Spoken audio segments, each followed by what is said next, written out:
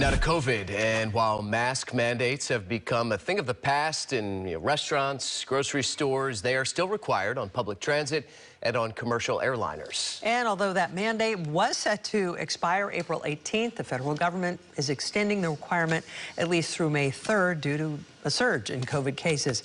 On first, Dan Kerman live for us at SFO with more. Dan?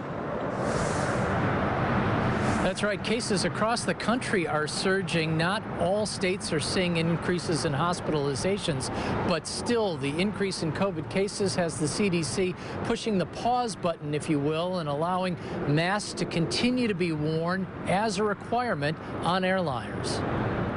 At SFO Wednesday, terminals were filled with mask-wearing travelers, and word that the mask-wearing requirement on commercial airliners had been extended through the beginning of May didn't seem to cause much concern among flyers. I think it's fine. You know, if it keeps everybody safe and makes everybody comfortable, I have no problem with it. That's okay by me. I feel safer having masks on. The Centers for Disease Control chose to extend the mask mandate on airliners and public transit at least through May 3rd due to rising COVID cases across the country.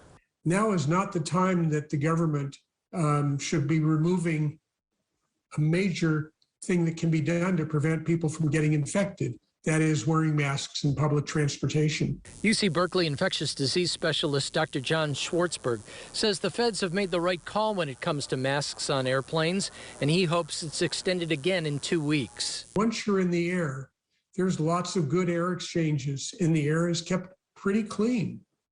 Once you're in the air, when those planes sit on the tarmac,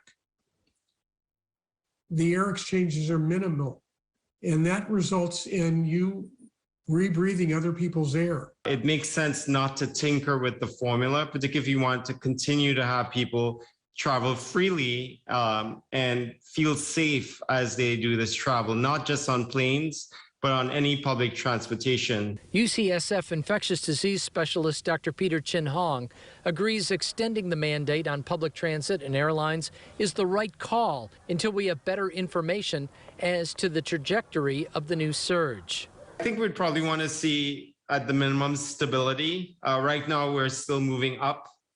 So when there's a predictable baseline amount, we can make judgments as to what we can do and what's safe or not safe in terms of risk mitigation strategies. Now, the federal government will have another look at this in 2 weeks. We'll see what they decide to do, extending again or lifting that mandate. But doctors point out whether there's a mandate or not, you can still wear your mask on a plane. Live at SFO, Dan Kerman, KRON 4 News.